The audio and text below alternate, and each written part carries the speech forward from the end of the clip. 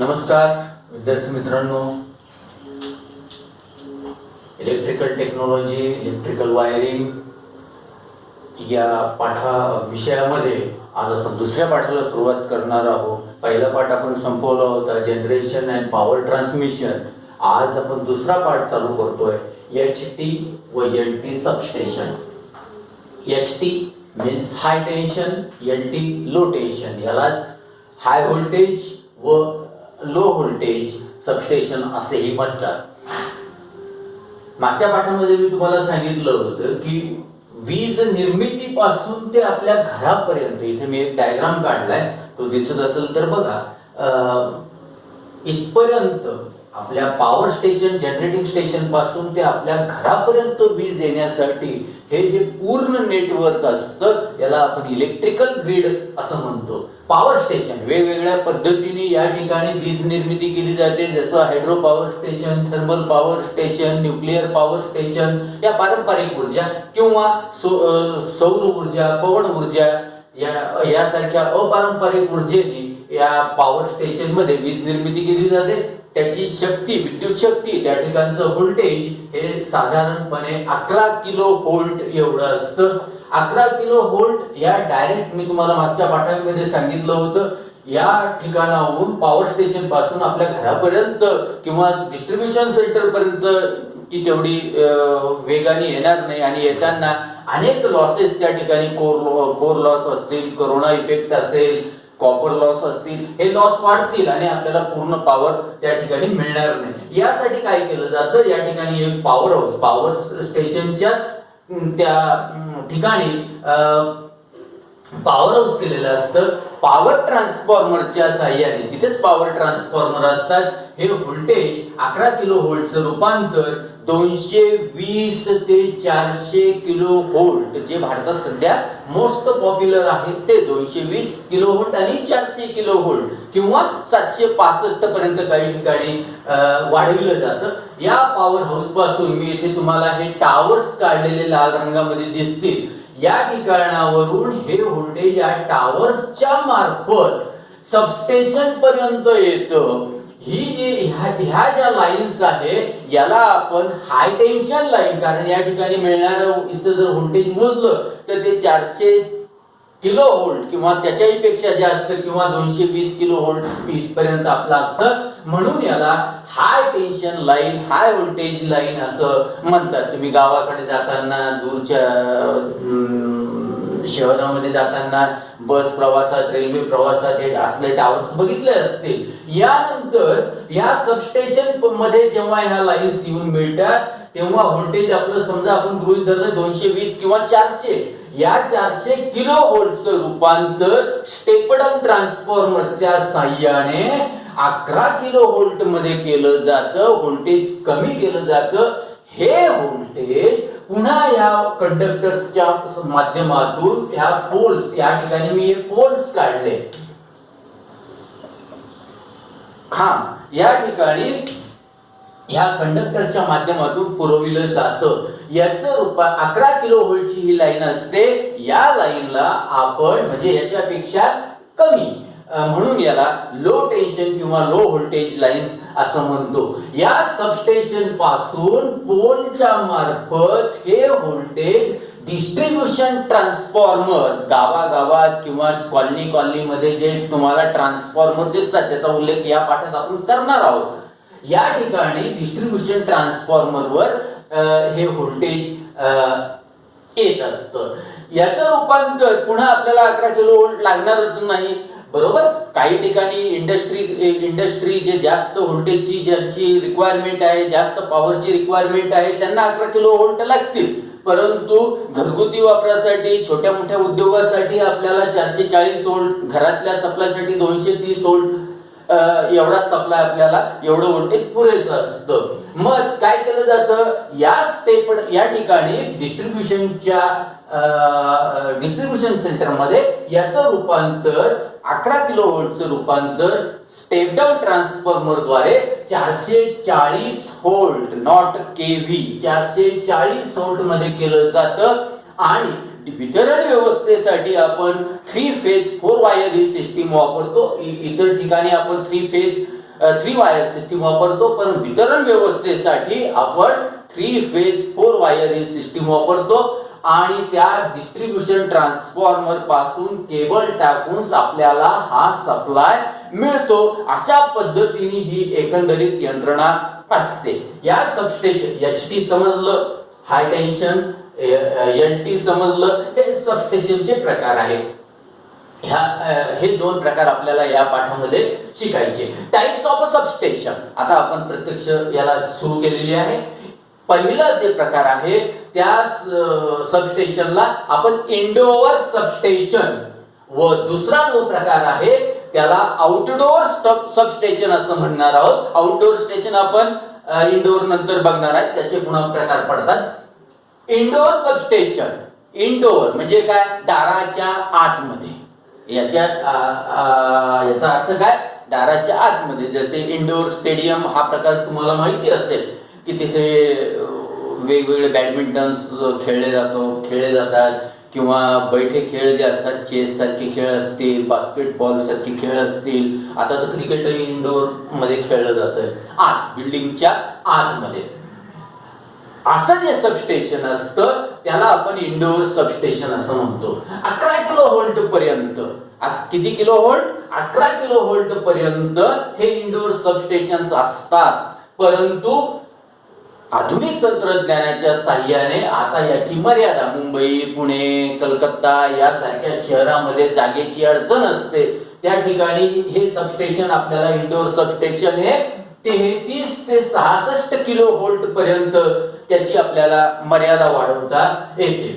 धूळ, कचरा, दूषित हवा यापासून तिथे जे स्विच यार्ड आहे, स्विच गिअर्स आहे, वेगवेगळे प्रोटेक्टिव्ह डिव्हाइस आहे, ट्रान्सफॉर्मर आहे, यांना अगदी सुरक्षता मिळते. ते चांगल्या पद्धतीने काम करतात. उघड लाईटवर जर कचरा धूळ बसली तर त्याचा प्रकाश मिळत नाही, तो आपल्याला साफ करावा लागतो. आतमध्ये असल्यामुळे अर्थातच या सर्व महागड्या उपकरणांना सुरक्षा मिळते.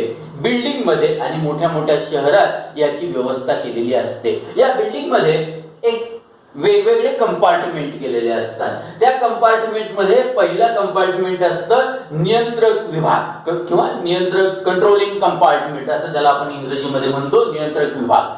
या ठिकाणी वेगवेगळ्या प्रकारचे स्विचेस असतात, वेगवेगळ्या प्रकारचे आयसोलेशन स्विचेस असतात, स्विच गिअर्स असतात वेगवेगळ्या प्रकारचे, हे या नियंत्रक विभागात बसवलेले असतात. सुरक्षा विभाग, दुसरा विभाग कोणता, सुरक्षा विभाग.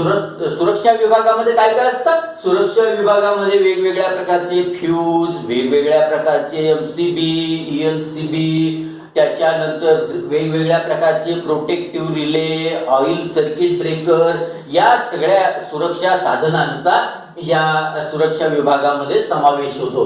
मोजमाप करणारी वेगवेगळे मीटर्स हा एक विभाग असतो, कंपार्टमेंट असतं, मेजरिंग कंपार्टमेंट.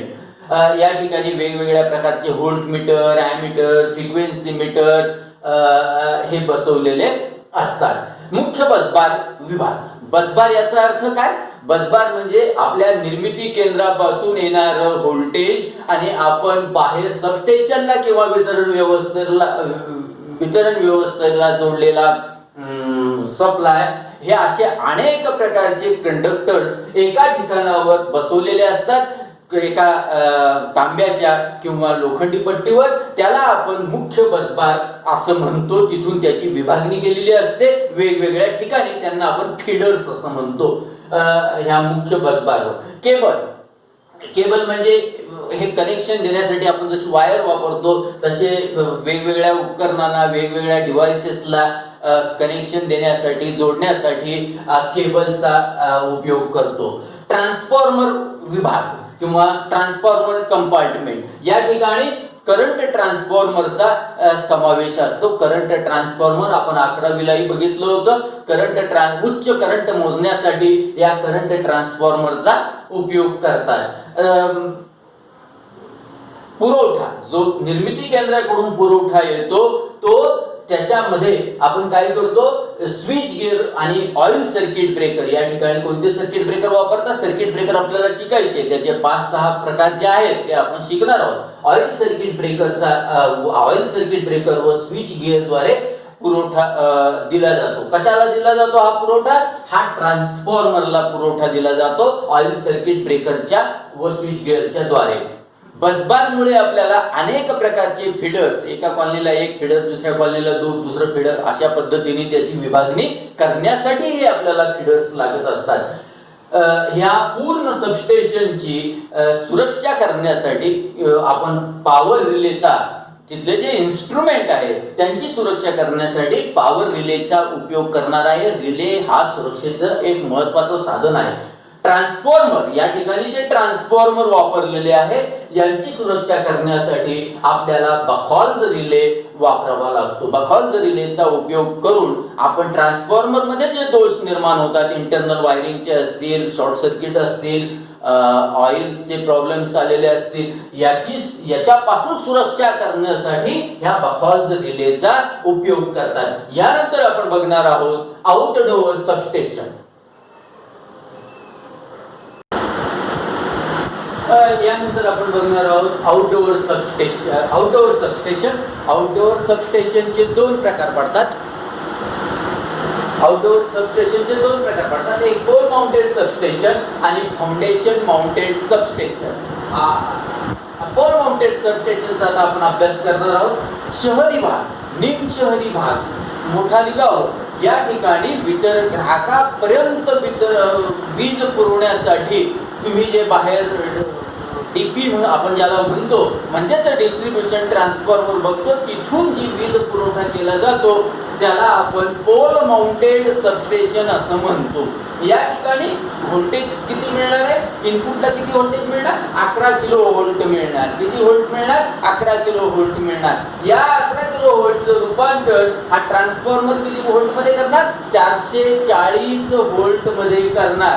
आणि नंतर तिथून केबलद्वारे तुमच्या घरात सप्लाय एक फेज कोणताही आणि एक न्यूट्रल वायर देऊ आणि 3 फेज ज्यांना लागेल त्या 3 फेज व एक वायर अशा पद्धतीने सप्लाय दिला जातो.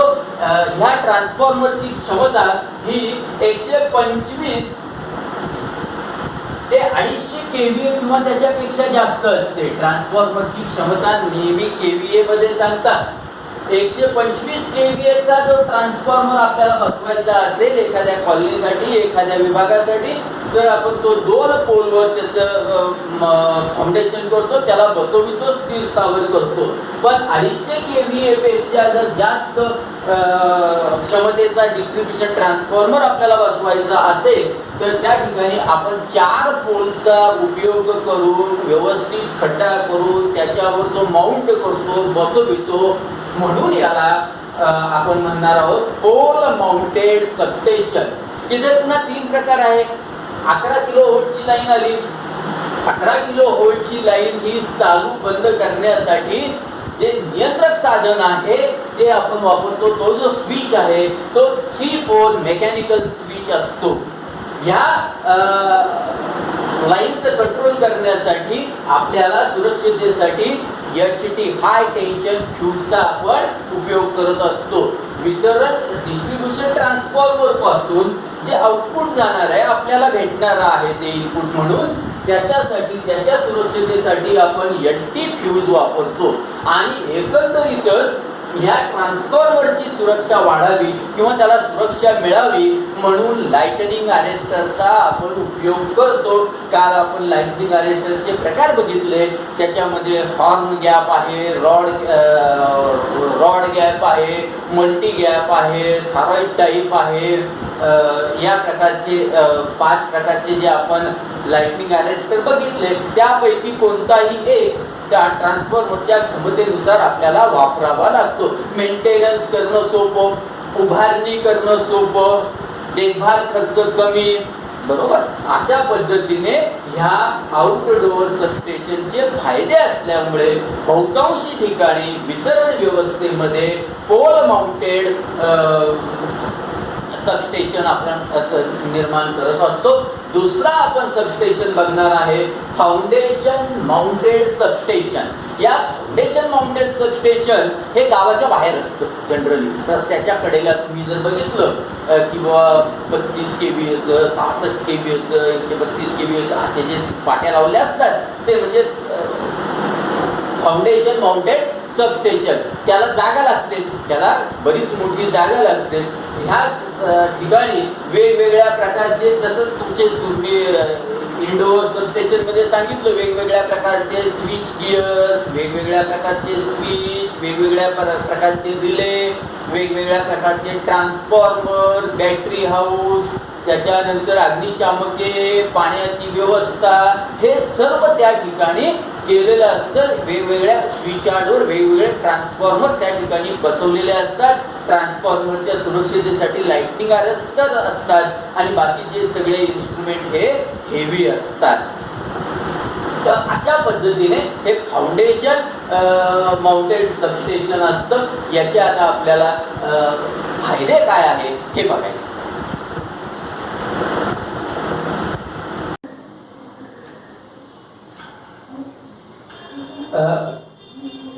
आउटडोअर सबस्टेशन याचे आपण आता फायदे बघणार आहोत, तोटे बघणार आहोत आणि एकूण आपल्या सबस्टेशनची जी जागा निवडायची आहे ती निवडताना कोणत्या मुद्द्यांचा विचार करावा लागेल याचा आपल्याला आता अभ्यास करायचा आहे. फाउंडेशन माउंटेड टाईप सबस्टेशन किंवा आउटडोअर सबस्टेशन याचा आपल्याला या ठिकाणी अभ्यास करायचा आहे. फायदे, याचे फायदे काय मी तुम्हाला सांगतो. सहज पाहणी करता येते, दोष लवकर समजतात, जागा भरपूर असते, 2 ट्रान्सफॉर्मर मध्ये भरपूर जागा असते, स्विचयार्ड मेजरिंग इन्स्ट्रुमेंट मध्ये भरपूर जागा असते, त्यामुळे त्यांचं आपल्याला सहज निरीक्षण करता येतं आणि त्याच्यामुळे दोष लवकर समजतात. नंबर 2, सबस्टेशनची वाढ करता येते. नाही आता हे 33 KVA, आता आपले विद्युत ग्राहक वाढलेले आहे, आता आपल्याला त्याची क्षमता वाढवावी लागेल, तर त्याची वाढ करणं आपल्याला सहज शक्य होतं कारण तेवढी जागा त्या ठिकाणी उपलब्ध असते. उभारणीसाठी कमी वेळ लागतो, उभारणीसाठी फार काही वेळ लागत नाही. बिल्डिंग मटेरियल, वाळू, सिमेंट, चुना या भानगडी फार कमी प्रमाणात त्या ठिकाणी लागतात. स्विच गिअर कमी खर्चात बसवले जातात आणि रिपेरिंग करणे एकदम सहज सोपे असते. असे याचे एकूण 6 फायदे आहेत. त्याच्यापेक्षाही जास्त फायदे आपल्याला त्या ठिकाणी उपलब्ध आहेत. तोटे, जागा जास्त लागते, जागेच्या किमती वाढल्या म्हणजे प्रकल्पाची किंमत वाढते. ह्या आउटडोअर सबस्टेशनला ट्रान्सफॉर्मरच्या व त्या एकूणच सबस्टेशनच्या सुरक्षिततेसाठी लाइटनिंग अरेस्टर हे लागतातच. नाही तर वीज पडली, सर्ज ज्याला आपण म्हणतो, त्याच्यामुळे ते सबस्टेशन पूर्ण जळून जाईल, गाव अंधारात अशी अवस्था होईल. म्हणून लाइटनिंग अरेस्टर हे त्या ठिकाणी लागणार आहे. कंट्रोल केबल जास्त लागते, जास्त जागेवर आहे म्हणजे ह्या जोडणीसाठी आपण वेगवेगळे विभाग करतो, त्यांना जोडण्यासाठी आपल्याला केबल हे जास्तच लागणार आहे. केबल लागले, केबल महाग असतात, त्यांचा खर्च जास्त होणार आहे. आणि ही सगळी उपकरणं, लाइटनिंग अरेस्टर असेल, स्विच गिअर्स असतील, प्रोटेक्टिव्ह रिले असतील, वेगवेगळे कंट्रोलिंग सर्किट्स असतील, सुरक्षा साधनं असतील, अग्निशामक असतील, हे सगळं महाग असतात आणि त्याच्यामुळे त्या ट्रान्सफॉर्मर किंवा इतर उपकरणांना धूळ, कचरा, दूषित हवा याच्यापासून सुरक्षा देणे फार गरजेचं या ठिकाणी असतं. यानंतर आपण बघणार आहोत सबस्टेशन जागेची निवड प्रक्रिया कशी केली जाते. हा जो भाग आहे सबस्टेशन हा वीज निर्मितीपासून आपल्या घरापर्यंत येणारा एक महत्वाचा दुवा आहे. सबस्टेशन नसेल तर आपल्याला वीज आणणं थोडंसं अवघड जाईल, म्हणून हा महत्वाचा भाग आहे. जिथं आपल्याला वीज पुरवठा करायचा आहे, ज्या गावात, ज्या शहरात आपल्याला वीज पुरवठा करायचा आहे,